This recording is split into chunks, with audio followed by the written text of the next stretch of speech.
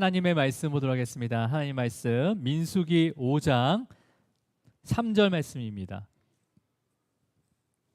자, 민수기 5장 3절 말씀이에요. 자, 우리 함께 민수기 5장 3절 말씀 함께 읽도록 하겠습니다. 함께 있습니다. 시작.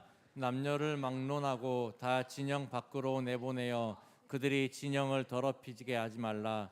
내가 그 진영 가운데 거하느니라 하시매. 아멘. 기도하겠습니다.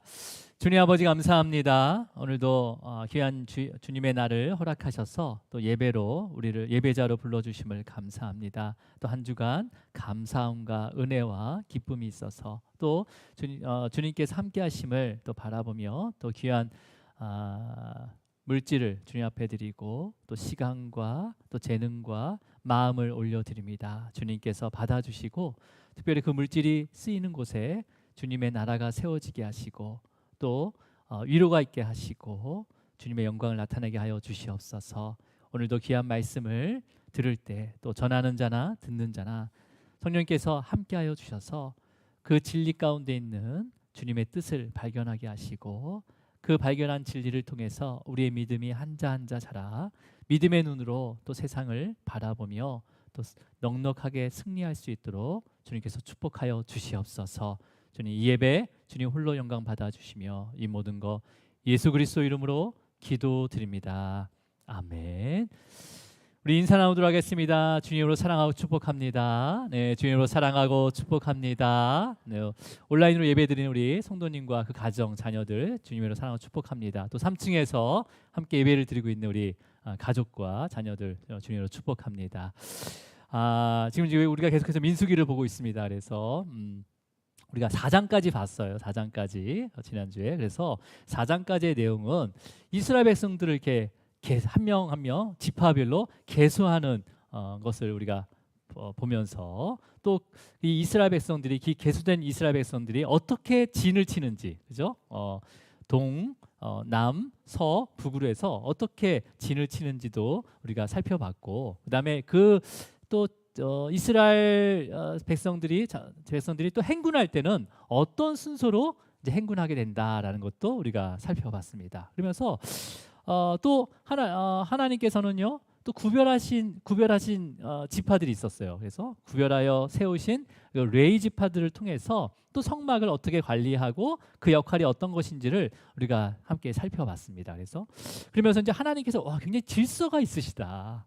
그냥 대충 이렇게 사람을 본 게 아니라 하나님께서 질서를 세우시구나 하면서 질서의 하나님에 대해서 우리가 함께 묵상할 수 있었습니다. 그리고 지난주 레위 지파를 계수하는 것을 보면서 레위인들뿐만 아니라 한 명 한 명 그 모두가 그 존재 그 자체로 귀하고 소중하고 하나님의 그 자신의 생명보다도 더 사랑하시고 또 절대 포기하지 않으신다는 것을 우리가 알았어요. 그죠? 네. 그래서 여러분 일반적으로도 우리가 그냥 질서를 세우는 게 되게 힘들잖아요. 집안에서도 아이들한테 뭐 이렇게 질서를 가르치려고 하면 반복해서 가르쳐야 되잖아요. 그죠? 그리고 또 시간이 필요합니다. 어느 정도 시간이 필요해요. 그죠? 네, 우리도 제가 어렸을 때는 버스 탈 때 줄 서지 않았습니다. 오르르 가가지고요. 먼저 잡는 사람이 올라타는 거예요. 근데 지금은 다 줄을 서요. 얘기를 안 해도. 이게 바로 된 게 아니라 수많은 훈련과 그다음에 가르침이 있었다는 거죠. 예. 그다음에 정글한 것도 마찬가지예요.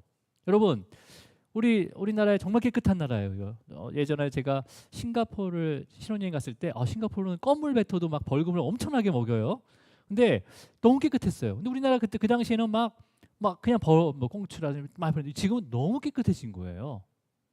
이러한 정글함도요 시간이 많이 걸리는 거예요. 교육도 많이 필요하고. 근데 여러분 이런 질서와 이런 정결함이 무너지는 것은 또 한순간이에요. 예, 그냥 놔두면요 또 질서 없어져요. 예. 여러분, 그러니까 인간들이 아무리 이성적이라도 저와 여러분이 아무리 이성적이라고 하더라도 합리적이고 이성적이라 하더라도 우리의 본성이 부패했기 때문에 당연한 모습인 거예요. 예. 왜 그러지? 그게 아니라 원래 당연한 모습이에요. 예. 하나님께서 이런 부분을 아셨을까? 인간의 그런 속성들을 있었을 거 아니에요, 그죠? 하나님께서 창조하셨으니까. 그러니까 하나님께서는요, 이스라엘 백성들이 이제 세운 그 질서, 하나님의 질서와 그 거룩함을 유지하기 위해서는 또 뭘 중간중간에 가르쳐야 되는 거잖아요. 그러니까 그게 규례예요, 규례. 그게 율법이에요. 그래서 율법이 출애굽기하고 레위기에만 있는 게 아니라 이 민수기에서도 진을 다 편성하고 그 다음에 역할을 준 다음에 또 가르치는 거예요, 율법을. 네. 그래서 여러분, 이 민수기 5장 6장은요 4가지의 규례를 설명하고 있습니다. 4가지의 규례. 그래서 이것을 이제 우리가 오늘은 첫 번째 규례에 대해서 살펴본 건데 4가지의 규례를 설명하고 대제사장이 축복 기도로 마치게 됩니다. 이렇게 마무리가 되는데, 그래서 이 4가지 규례는요 레위기 말씀에서도 언급이 됐지만 또 새롭게 말씀해 주신 것도 있습니다. 그래서 오늘은 첫 번째, 부정한 사람을 처리하는 것에 대해서 우리가 함께 묵상을 할 거예요. 그래서 우리가 그냥 민수기를 쫙 읽어보면 우리가 시험에 들 때가 있잖아요, 그죠? 계속 계수를 하다 보면 내가 이걸 왜 계수하고 있는 거지? 그렇게 계속 읽다가 갑자기 또 율법이 툭 나오는 거예요. 5장 6장에 레위기법이. 그러니까 이야기가 끊어지는 거잖아요. 이제 딱 진영이 편성됐으면 가야죠, 가나안 땅으로. 근데 다시 또 율법이 5장 6장에 걸려서 율법이 나오는 거예요. 규례가 나오는 거예요. 레위기법이 나오는 거예요.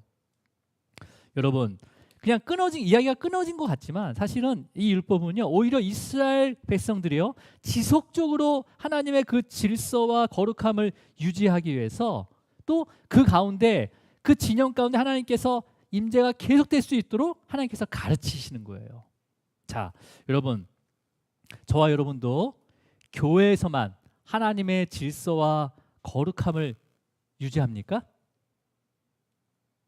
교회에서는 얼마든지 하나님의 창조의 질서, 하나님의 거룩함 얘기할 수 있죠. 근데 여러분, 일상의 삶에서도 하나님의 창조의 질서를 아니면 그 하나님의 그 거룩함을 여러분 나타내고 있냐는 거죠.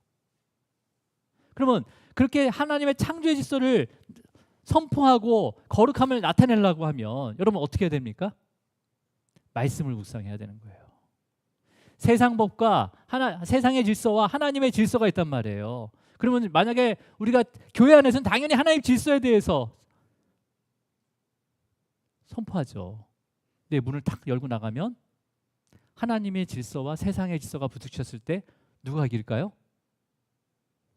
네, 세상의 질서가 이기잖아요. 네. 근데 말씀을 묵상하는 자는 그 세상의 질서를 넘어섭니다. 그 세상의 질서를 세우신 분도 하나님이 하신 걸 고백하는 거예요.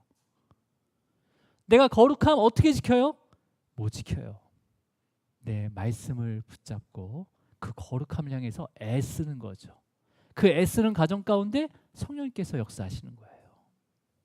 그렇다면 여러분, 그럼 그건 뭐예요? 지금 이런 5장 6장에서 규례를 가리키는 것은 뭐예요? 하나님께서 이스라엘 백성들을 질서 있게 또 거룩하게 유지하기 위한 거죠. 그리고 그 진영 안에 하나님께서 계속 임재할 수 있도록 이스라엘 백성들을 가르치고 있는 거예요. 자, 그렇다면 여러분, 이스라엘 백성들이 현재 이 민수기 말씀을 듣고 있을 때는 어디에 있었습니까? 어디에 있어요? 현재 배경은 시내산 앞에 있는 광야잖아요. 그냥 광야잖아요, 광야, 그죠? 광야에 있었어요, 이스라엘 백성들이. 그래서 여러분, 광야에서 생활하고 있었지만은 실제적으로 일상의 삶의 영역은 어딜까요? 이스라엘 백성들에게 광야에 살고 있잖아요. 텐트를 다 쳤잖아요, 그죠? 진영을 다 편성했어요. 근데 실제적으로 이 이스라엘 백성들이 일상적인 삶의 영역은 어디예요?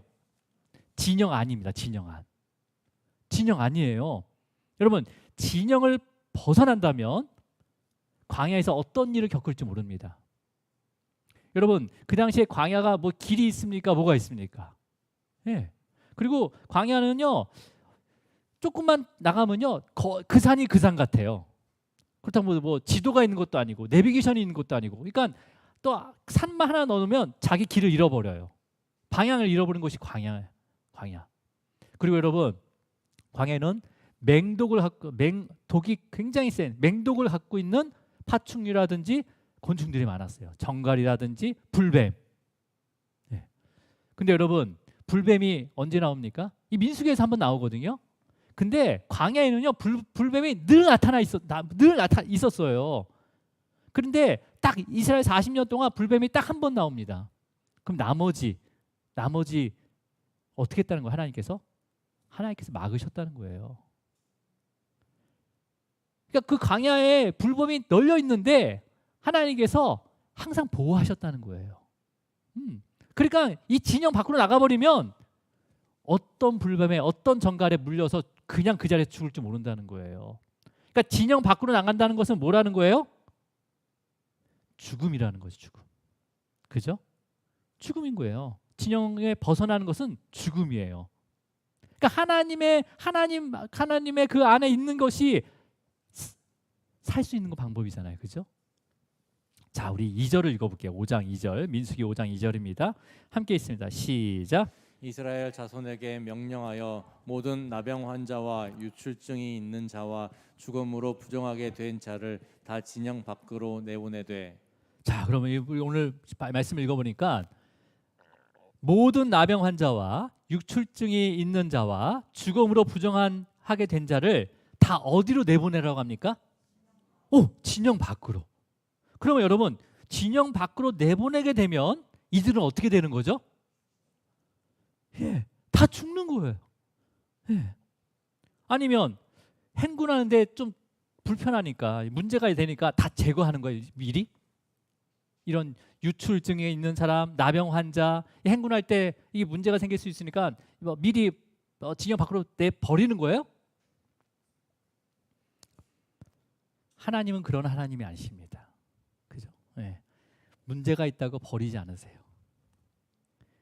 우리에게 어떤 문제가 있든 하나님께서는 어떻게든 고치시고 회복시키십니다.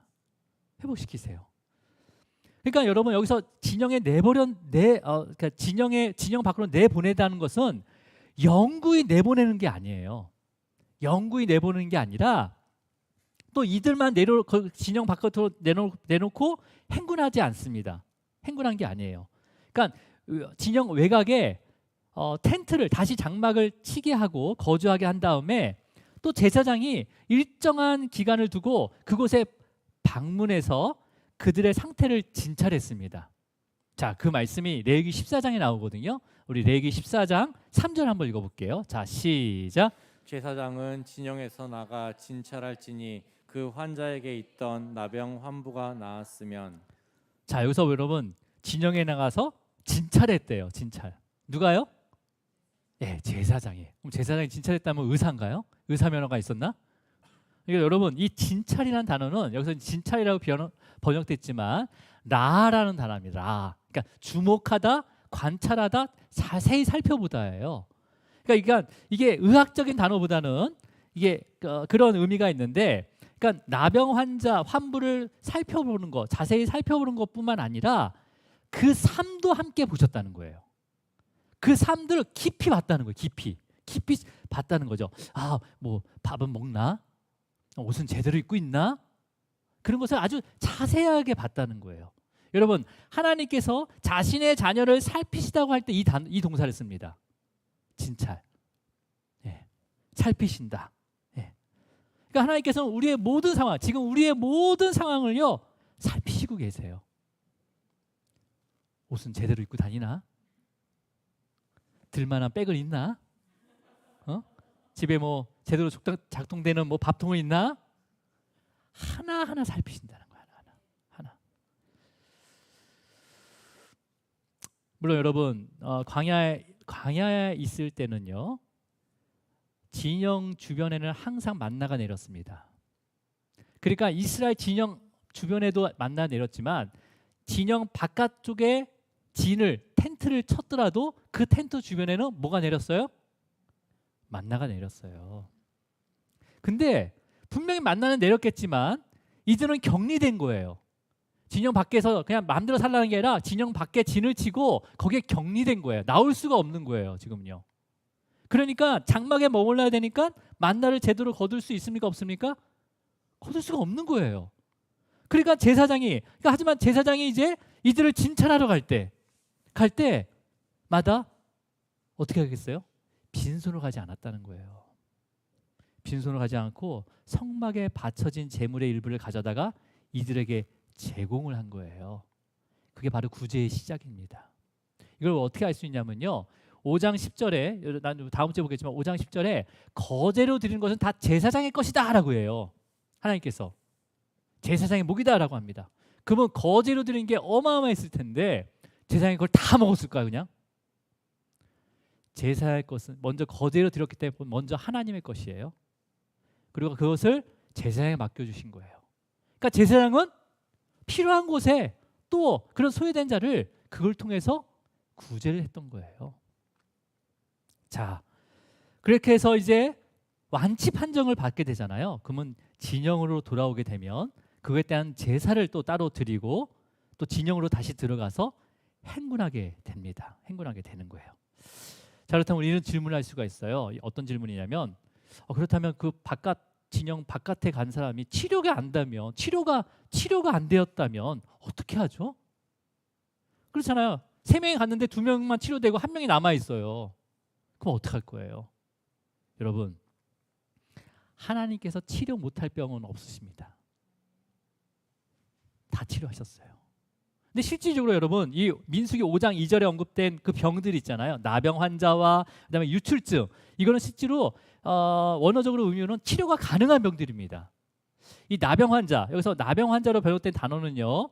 오늘날 어떻게 유전을 받아가지고 치료가 불가능한 한센병을 나타내는 게 아니라 그 세번역 성경에서도요. 악성 피부 질환을 의미하거든요. 네. 그래서 차우아라는 단어를 씁니다. 그러니까 전염성이 굉장히 강한 악성 피부 질환이에요. 질환이 여기서 나오는 나병 환자가. 그럼 두 번째 유출증은 뭐냐면 레위기 15장에서도 한번 언급이 되는데 레위기 15장에서는 유출병이라고 이렇게 번역이 돼 있어요. 이때는 원어적으로는 조아라는 단어를 쓰는데 보통 이제 여자들이 이렇게 월경하는 거 있잖아요. 그것을 드러내는 거거든요. 그러니까 월경이 끊이지 않는 거죠. 끝나야 되는데 계속 흐르는 거야. 그러니까 이걸 혈루병이라도 하는데 근데 이제 여기서 오늘 민수기 5장 2절에서 나온 것은 유출증이라고 합니다. 이때 원어가 잡으란 단어를 쓰는데 계속 그 고름이 흐르는 거예요. 고름이 흐르는 병. 네, 여러분, 그 레위기 15장에서는요. 그 여자의 그 생리적인 그 증상이나 피가 멈추지 않는 병은요. 격리하지 않습니다. 격리하지 않고 옷을 빨고 정결 제사를 드려가지고 이렇게 맞춰요. 그를요. 마치는데 이 민수기 5장 2절에서는 이 유출증 환자를 어떻게 하라고 합니까? 진영 밖으로 내보내라고 하잖아요. 그죠? 근데 여러분 이 유출증은 고름이 흐르는 건데 어디서 흐르냐면 생식기에서 흐르는 고름이에요. 그러니까 남녀 생식기로부터 어떤 그런 혈액이란 분비물 그런 고름들이 흐르게 되는 거죠. 그러니까 이게 바로 지금 말하면 이제 생식기에 관련된 그런 병인 거죠. 성병 같은 거예요. 그죠? 네. 그리고 마지막으로 이제 주검으로 부정한 자는 누구냐면 이러한 그런 전염병으로 인해서 죽은 주검을 만짐으로 인해서 그 질병이 옮겨질 수 있는 사람들을 나타내고 있습니다. 예. 그들을 이제 진영 밖으로 보내는 거죠. 이런 의식적인 행위는요. 이런 규례는 공동체를 보호하기 위한 거잖아요. 그죠? 예. 먼저는 공동체를 보호하기 위한 거예요. 그리고 그래서 악성 그 전염병 걸린 사람들을 격리시키는 거지만 여러분 전염병은 세상이 부패한 증거입니다. 네, 세상이 부패하지 않았다면 전염병이 있을 수가 없어요. 그리고 타락의 하나의 열매이기도 합니다. 이 전염병은요. 그러니까 제때 격리하지 않으면 하나님께서 세우신 질서를 무너뜨리는 것뿐만 아니라 하나님께서 거하시는 그 진영 가운데 있는 성막까지 부정하게 되는 거죠. 왜 그러냐면 여러분 성막이 부정하게 된다는 것은 그러니까 의식적으로 레위인들이 그 성막에서 섬기잖아요. 레위인들이나 제사장이 섬기잖아요. 근데 이러한 그 전염병을 가지고 있는 사람이 레위인과 접촉을 했어요. 그럼 레위인들은 항상 모여서 성막에서 봉사하고 섬기는 건데, 심우하는 건데, 그럼 어떻게 됩니까? 이게 순식간에 전염이 되는 거잖아요. 그럼 지금도 회사에서 뭐가 이렇게 딱 누가 뭐 걸리면 막 바로 격리시키고 회사 또 이렇게 소독하고 막 폐쇄시키잖아요. 그러니까 성막의 기능이 완전히 멈춰지게 되는 거죠. 그러면 어떻게 합니까? 하나님이 임재할 수가 없게 되는 거죠. 예. 그러니까 하나님께서 성막에 거하지 못하게 되는 거예요. 결국은요. 그래서 하나님께서 이렇게 민수기에서 이 율법을 강조하시는 것은 이제 성막 중심으로 새롭게 진영이 쫙 편성이 됐습니다. 그리고 이제 행군하기 전에 먼저는 외적으로 공동체와 자신의 삶을 살피도록 강조하는 거예요. 먼저는요. 자, 여러분, 이스라엘 백성들이 애굽에 나올 때 뭐 정신이 있었겠습니까? 정신없이 나왔어요. 그냥 그 6월절 밤에 정신없이 나왔어요. 그리고 광야길을 걸어가면서 또 시내산 앞에 올 때까지 이스라엘 백성들은요, 하나님과 함께하는 운명 공동체, 믿음의 공동체라는 그런 의식이 없었어요. 그냥 자기만 알았어요. 자기만. 근데 시내산 아래서 율법과 그다음에 각종 규례를 받고 나서 그다음에 또 지파별로 다 계수가 됐어요. 그죠? 그러니까 내가 어디 소속인지를 알게 된 거죠. 아, 내가 어느 지파 사람이구나 하면서 그런 소속을 알게 되고, 그 다음에 성막이 세워지고 성막 중심으로 그 진영이 쫙 편성이 되면서 모든 삶의 중심이 어디로 향하게 됩니까? 성막을 향하게 돼요. 그러니까 그 모든 공동체, 따로따로 놀았던 그 공동체가 성막을 중심으로 삶이 바뀌어 버리니까 하나의 공동체가 되는 거죠. 운명 공동체가 되는 거죠. 자, 그렇다면 여러분, 그렇다고 해서 이들이 여전히 율법을 묵상하면서 죄를 깨닫고 회개하면서 성막에 와서 제사를 드리면 끝나는 것이 아니에요. 사실은요. 물론 그렇게 해서 제사를 드려서 죄사함을 받죠. 근데 죄에 대한 완전한 돌이킴까지는 가지 않았습니다. 그럴 거 아니에요. 내가 죄를 깨달았어요. 그다음에 죄를 회개했어요. 그리고 그 죄에 해당되는 제물을 가져와서 성막에 와서 제사를 드렸어요. 그래서 제사장이 죄사함을 받았노라라고 선포했어요. 그러면 나 죄사함 받았어 하고 집에 왔어요. 근데 그 죄를 또 지을 수 있잖아요. 그죠? 완전하게 죄에서 끊어진 게 아니란 말이에요. 그러니까 완전하게 돌이킴이 있어야 되는데 여전히 완전한 돌이킴이 없었다는 거예요. 그러니까 죄에 대한 완전한 돌이킴이 없으니까 그런 것들이 병으로 나타난다는 거예요. 병으로.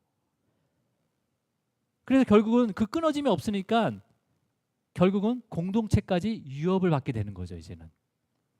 자, 여러분, 그래서 두 가지 질환을 정확하게 얘기했는데 뭘 얘기했냐면 악성 피부 질환, 나병 환자라고 했잖아요. 그 원인은 원래 외적으로 깨끗하지 못한 환경이나 잘못된 몸 관리에서 나타나는 거죠. 그죠? 지금 우리가 기준으로 봤을 때 악성 피부병 같은 경우는 물론 옮기기도 하지만 그 전에 내가 내 몸을 깨끗하지 못한 환경에서 있거나 아니면 몸 관리를 제대로 하지 못했기 때문에 그런 병을 얻을 수 있잖아요. 그죠? 또 아니면 정말 내가 게을러서 잘 씻지 않고 깨끗하지 못해서 그런 병에 걸릴 수 있어요. 그죠? 근데 내가 게을러서 잘 씻지 않는다. 이게 죄예요? 이건 죄가 아니에요. 사실은요. 게으른 거지. 근데 나쁜 습관은요, 죄로 갈 수 있는 확률이 되게 높습니다. 그러니까 결국 악성 피부 질환을 통해서 장막에 거하는 모든 가족이 그 전염이 되고 그다음에 공동체까지 큰 피해를 주게 되면 우리의 육체는 누구의 것입니까? 하나님의 것이라고 했잖아요. 그죠? 그러면 우리의 육체가 피해를 받으면 누구 거를 손에 피해를 끼친 거예요? 네. 그래서 죄를 범하게 되는 거예요. 그러니까 우리의 육신도 잘 관리를 해야 되는 거죠. 네. 여러분, 유출증에 대한 것도 생식기에 관련된 병이라고 했어요. 이 병이 그냥 나타나는 게 아니라 이것도 뭐예요? 이게 난잡한 관계를 통해서 전염되는 병이에요, 보통. 그죠? 그러니까 외적으로 이런 것들이 크게 발각되지 않더라도 결국은 이러한 질병으로 인해서 죄가 드러날 수 있다는 거죠. 그죠? 또 이 유출병에 관해서 하나님께서 굉장히 강조한 것은 왜 그러냐면요. 앞으로 이스라엘 백성들이 가나안 땅에 들어가게 됩니다. 가나안 땅에 들어가게 되면 그곳에 무슨 신도시가 아니에요. 뭐 집이 새로 지어서 이제 입주하면 되는 게 아니라 기존에 사람들이 다 살았어요. 가나안 족속들이. 근데 그들이 바알이나 아세라나 온갖 우상들을 섬겼습니다. 근데 그들이 그 섬기는 그 우상들을요 이스라엘 백성들이 들어가서 공식적으로 섬기진 않지만 몰래 섬길 수 있다는 거죠. 그게 간음이에요, 사실은. 몰래 섬길 수 있는 거예요. 드러나지 않게. 하나님도 믿고 우상도 믿는 거죠. 근데 여러분, 이방신 제사, 이런 우상 제사 과정 중에 대부분이 우상을 섬기는 사제와 관계를 맺습니다. 제사를 드리는 과정 가운데 그게 있어요. 분명히 포함이 돼 있어요. 여사제와 마지막 관계를 맺음으로 인해서 그 우상을 기쁘게 한다는 거예요. 그러니까 여러분, 이러한 관계를 맺어야 하기 때문에 이로 인해서 어떤 병이 생길 수 있어요? 유출증에 생길 수 있잖아요. 만약 이 규례가 없다면 이 유출증에 대해서 심각하게 생각하지 않았을 거예요. 이 규례가 없었다면.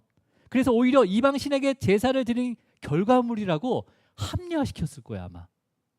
여러분, 실제로 역사적으로도요, 로마 시대 때 출산율이 굉장히 낮았습니다. 출산율이요. 굉장히 낮은 이유 중에 하나가 뭐냐면 이 유출증이라고 학자들은 얘기합니다. 너무 난잡한 거예요. 여러분, 죄는 생명을 끊어지게 합니다. 예. 결국 공동체를 다 무너뜨리는 거예요. 그래서 이 마지막에 그 죽음으로 부정하게 된 자는 뭐예요? 이러한 병들로 인해서 죽은 자와 함께하는 자들이죠. 예. 그래서 이러한 자들, 접촉하는 자들조차도 접촉하지 않도록 진영 밖으로 내보내는 거예요, 하나님께서는요. 자, 그렇다면 이런 전염병이 생긴 사람을 진 밖으로 내보내는 것은 단순히 격리만 하는 것이 아니라 어떤 의미가 들어있냐면요, 이런 것들은 스스로 끊을 수 없는 죄들이에요, 사실은요.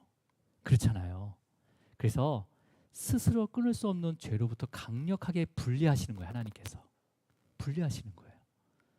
그러니까 하나님의 자비가 들어가 있는 거죠, 사실은요. 그 자리에서 그냥 결단 내면 되는데 하나님께서 그 죄에서 끊어질 수 있도록 분리를 시키는 거예요. 하나님의 자비와 사랑이 들어가 있는 거죠, 사실 이 규례에는요. 하나님께서 포기하지 않으신다는 거예요. 여러분, 그렇다면 이러한 전염병이 있는 자를요 진영 밖으로 내보내는 자는 누굴까요? 내보내는 자. 우리 2절을 다시 한번 천천히 읽어볼게요. 2절 시작. 이스라엘 자손에게 명령하여 모든 나병 환자와 유출증에 있는 자와 죽음으로 부정하게 된 자를 다 진영 밖으로 내보내되. 제사장이 내보내는 게 아니라, 그죠? 지금 하나님께서 모세에게 누구에게 명령하라고 합니까? 이스라엘 자손에게 명령해서 모든 나병 환자와 유출증이 있는 자와 죽음을 부정하게 한 자를 진영 밖으로 내보내라는 거예요. 그러니까 이스라엘 자손에게 얘기했으니까 그럼 뭐예요? 장막에 함께 거하는 가족과 그 이웃들이 나병 환자가 있다면, 장막 안에 나병 환자가 있다면, 주변에 가까운 친척이 다 친척이잖아요. 친척에 나병 환자가 있다면 진영 밖으로 내보내야 되는 거예요. 유출증을 가지고 있는 사람들은 막 고름이 나오니까 냄새가 날 거 아니에요. 그 장막에서 가족들은 알 거 아니에요. 그럼 그 가족들이나 이웃들이 그 사람을 어디로 내보내는 거예요? 진영 밖으로 내보내는 거예요. 그런 자와 친하게 지냈던 끊지 못하는 자들도 죽음으로 부정하게 된 자들도 어떻게 하라는 거예요? 진영 밖으로 내보내라는 거예요. 예. 여러분, 여기서 오해하면 안 되는 게 뭐냐면, 이렇게 문제 있는 자들을 진영 밖으로 내보내서 격리시키고 이들을 정죄하고 징계하는 것이 아니라 먼저는 공동체가 정결할 수 있도록 보호하시는 거예요. 먼저는요. 그리고 이들이 죄로부터 끊어질 수 있도록 도와주고 있는 거예요, 지금요. 자, 여러분, 진영 밖으로 내보낸 그 가족과 이웃들은요, 이 나병 환자라든지 유출증 있는 자라든지 죽음으로 부정하게 된 자들을 외면했을까요? 여러분 가족 중에 누가 아파가지고 병원에 입원했어요. 그럼 외면해요? 찾아가잖아요. 그래서 찾아가서 살피잖아요. 살피고 또 병원밥이 또 맛이 없으면 반찬도 사다 주고 간식도 넣어주고 계속 살피잖아요. 지금 이런 거예요, 지금. 이런 거예요 지금. 네. 그러니까 여러분 진영 밖으로 내보낸 가족과 이웃들은요 이들을 외면한 게 아니에요. 징계하고 정죄한 게 아니에요. 그냥 불쌍히 여기는 거죠. 그래서 가족이고 하나의 운명 공동체이기 때문에 어떻게 했겠어요? 매일 아침에 만나를 걸 때마다 누구까지 거두겠어요? 진영 밖에 있는 나의 가족, 나의 동료 것까지 거둔 거죠. 그래서 이 진영 밖으로 내보낸 그들의 목까지 만나를 함께 거두어서요. 그날 장박 그 진영 밖에 있는 장막 앞에다 매일 갖다 놨단 말이에요. 먹을 수 있도록. 제사장도 정기적으로 진영 밖에 나가서 이들을 진찰하고 살폈다는 거예요. 네. 그래서 전염병이 완쾌해서 그들이 돌아오게 되면 하나님의 소유인 그 육체, 그 몸을 피해를 입혔기 때문에 속건제를 드리게 됩니다. 속건제는 하나님의 것을 피해를 입혔을 때, 손상을 했을 때 드리는 제사예요. 근데 그것뿐만 아니라 속죄제와 소제와 번제를 드리도록 했어요. 예. 속죄제는 죄죠, 죄. 그죠? 그다음에 소제는 뭐예요? 감사함으로 드리는 거고, 번제는 나의 모든 것을 다시 헌신하겠다는 거잖아요. 자, 여기 레위기 14장 나병 환자가 완치되었을 때 속건제사를 드리고 나서 그 다음 다른 제사 드린 내용이 있습니다. 레위기 14장 31절 한번 읽어볼게요. 시작. 곧 그의 힘이 미치는 대로 한 마리는 속죄제로 한 마리는 소제와 함께 번제로 드릴 것이요 제사장은 정결함을 받을 자를 위하여 여호와 앞에 속죄할지니. 자 보세요.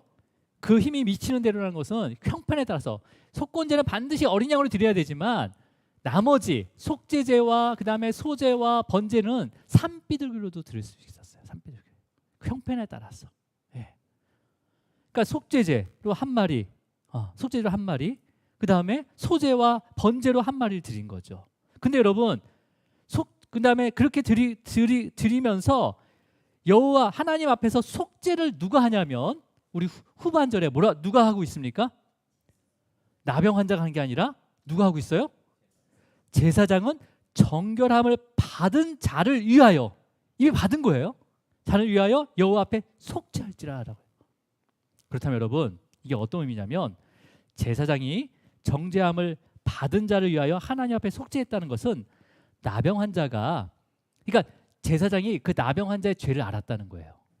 왜 내가 불결한 강력한 그 전염병을 걸렸는지, 어떤 이유로 했는지를 고백했다는 거예요. 제사장한테.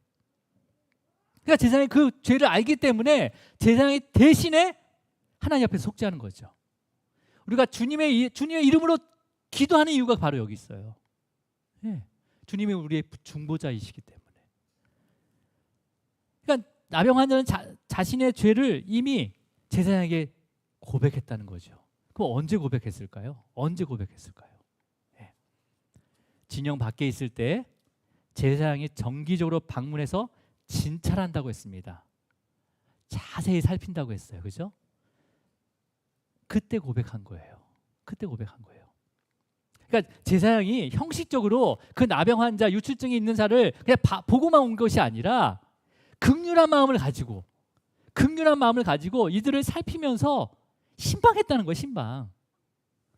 그러니까 목회자의 신방의 의미도 바로 여기에 있습니다. 그 삶을 살펴보는 거예요.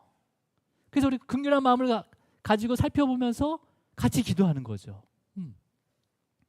여러분, 첫 번째 제사장이 그 진영 밖에 있는 나병 환자와 유출증 있는 자와 또 죽음을 만진 그 자를 딱 만났을 때는 그들이 자기 죄를 바로 고백했을까요? 제사장이 첫 번째 그 진영에 방문했을 때는요, 아마 그들이 입이 떨어지지 않았을 거예요.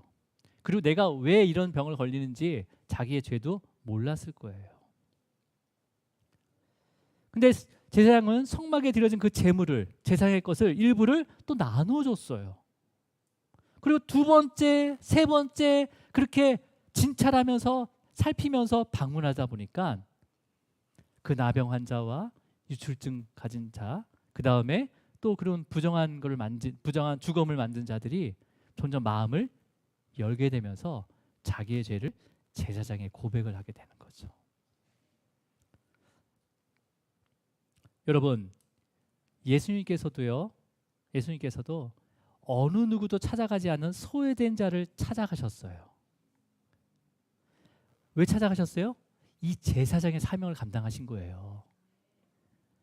이 제사장이요, 그 유출증, 그 다음에 나병 환자, 그 소외된 자, 격리된 자를 제사장이 찾아가서 살피신 것처럼 예수님도 직접 사마리아 여인을 찾아가신 거예요. 나사로가 죽어있는 그 무덤으로 찾아가신 거예요. 병든 자를 찾아가신 거예요. 그래서 그들을 위로하고 그들을 고치신 거예요. 죄 사함을 받았다라고 선포하신 거잖아요. 그죠? 그러면 제사장이요, 그렇게 바깥 진영을 방문한 다음에 돌아와서 그냥 있었을까요? 물론 신방일지 쓰겠죠. 진찰하고 돌아와서 매일 아침 제사장들은요, 레위인들은 상번제를 드립니다. 자기를 위해서, 제사장과 그 레위인들을 위해서 상번제를 드려요. 그리고 이스라엘 백성들을 위해서 상번제를 드려요. 그러면 여러분, 이스라엘 백성들을 위해서 상번제를 드릴 때마다 제사장이 어떤 기도가 있었겠어요?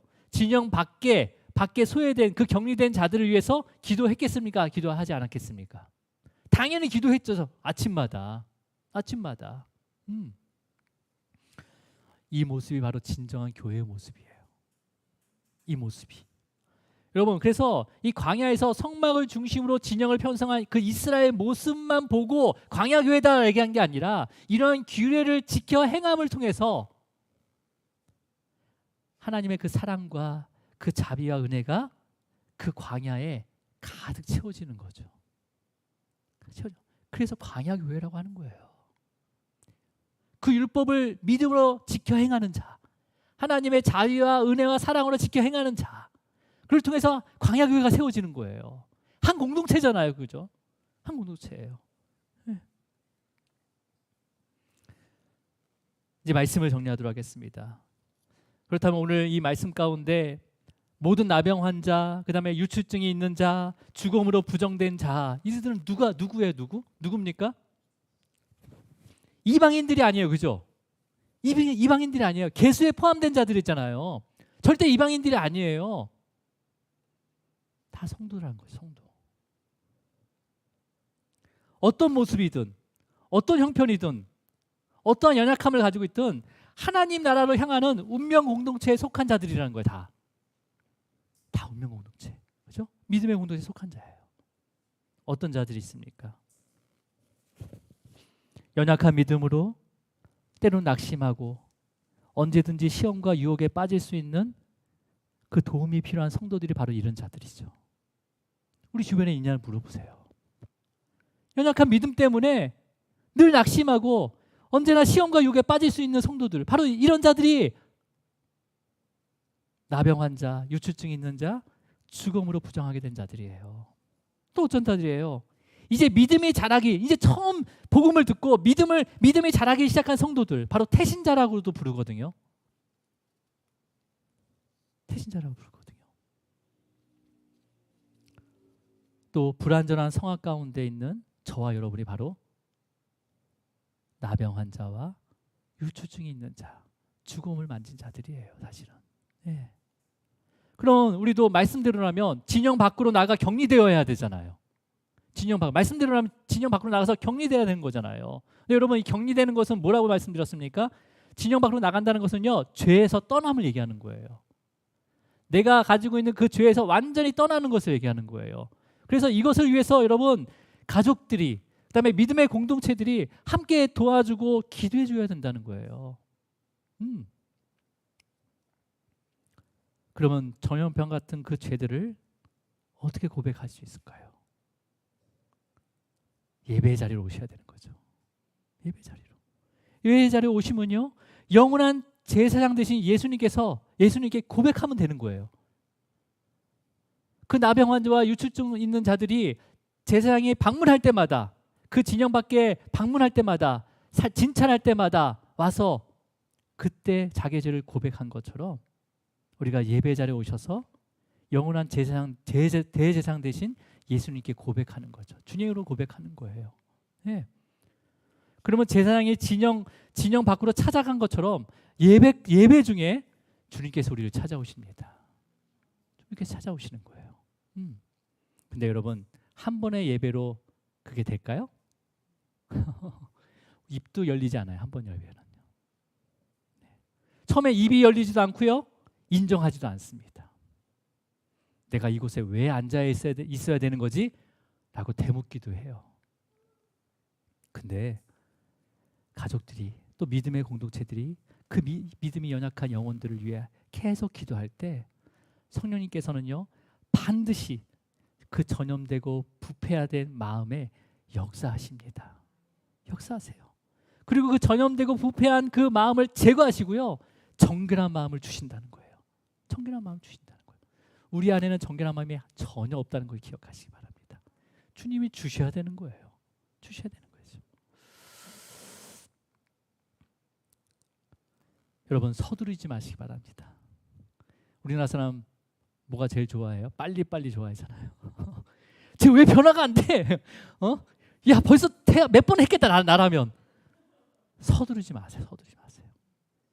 하나님께서는요, 진영 밖에 있는 자들이 다 돌아올 때까지요, 성막 위에서 구름이 떠나지 않도록 했습니다. 진영 밖에 그 모든 나병 환자, 유출증 있는 자, 죽음을 만진 자, 그들이 다 진영 안으로 들어올 때까지, 제사를 지내고 제사함을 완전하게 받을 때까지 그 성막 위에서 구름을 떠나지 않도록 했다는 거예요.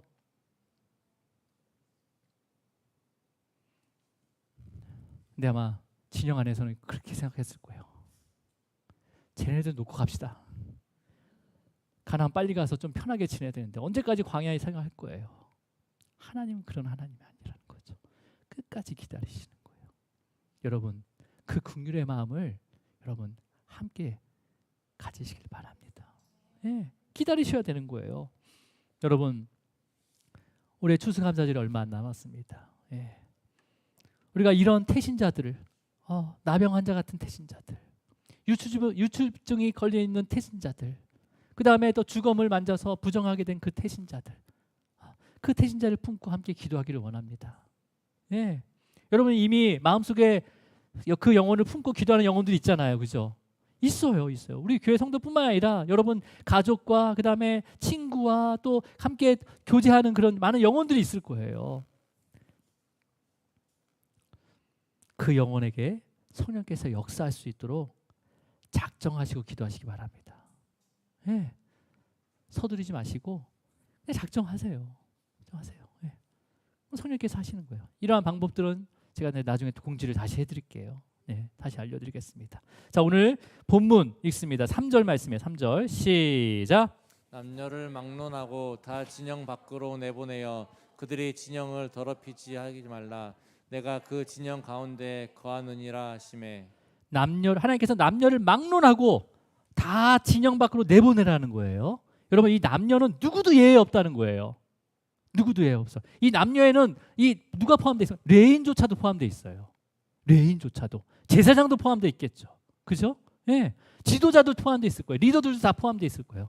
그러니까 여러분, 레인조차도 나병 환자가 될 수가 있다는 거예요. 레인조차도 유출증이 있는 자가 될 수 있다는 거예요. 레인조차도 죽음으로 부정하게 될 수 있다는 거죠. 예. 여러분, 지상의 모든 교회, 이 보편적인 교회는요, 교회를 정결하게 만들기 위해서 부패하고 전염된 사람들을 다 제거한다 하더라도 절대 정결해질 수 없습니다.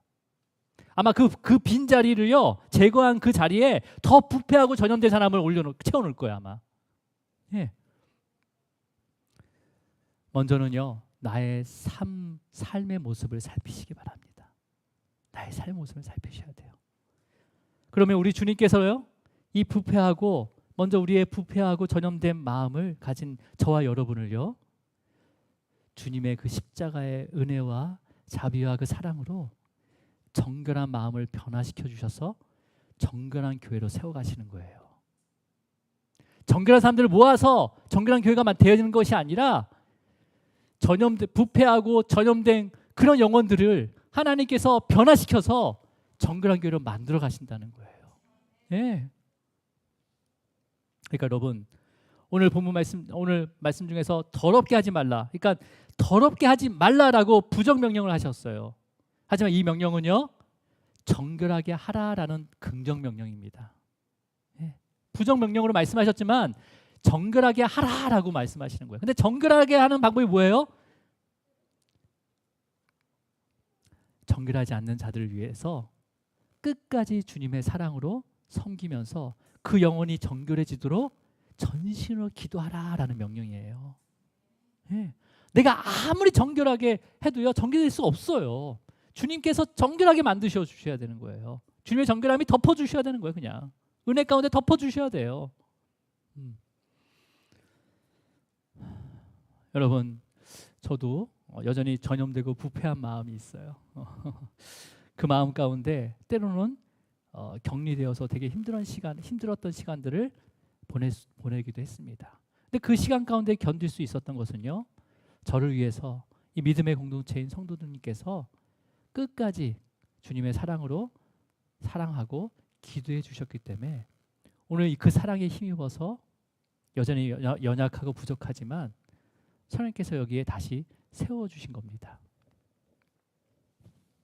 제가 말씀을 준비하면서요, 우리 성도님들의 이름을 더 간절하게 부르면서 성령께서 정말 우리가 발견하지 못하는 그 부패하고 전염된 그 마음을 정결한 주님의 마음으로 반드시 변화시켜 주시고 주실 것을 믿고 내가 마지막까지 기도하며 섬겨야 되겠다라고 제가 작정을 했습니다.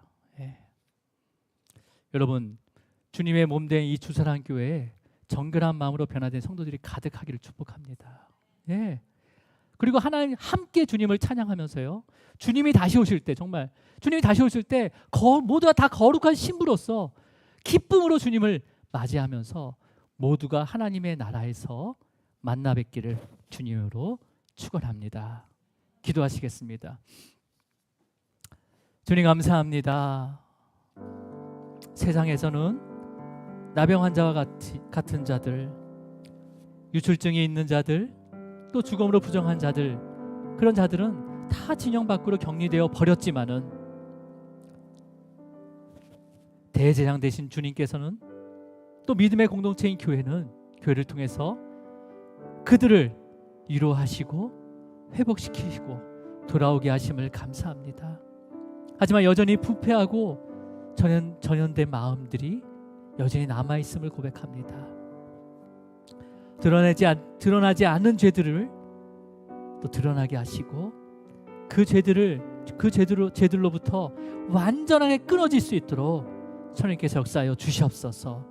우리의 영혼에 그 주님의 정결한 마음으로 가득 채워지기를 간절히 소망합니다. 순간순간 성령님께서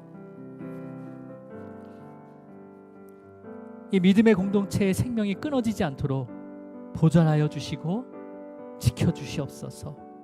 또 우리에게 맡겨주신 그 영혼을 위해서 끝까지 섬기며 기도하게 하시고 성령께서 그 영혼의 마음을 회복시키시고 돌이켜주셔서 주님의 몸된 교회로 돌아오게 하실 것을 믿습니다.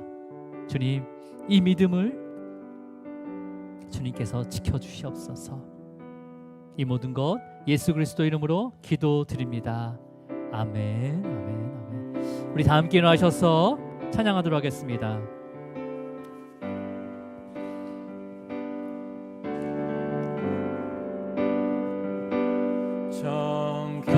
정결한 마음 주시옵소서. 오 주님, 정직한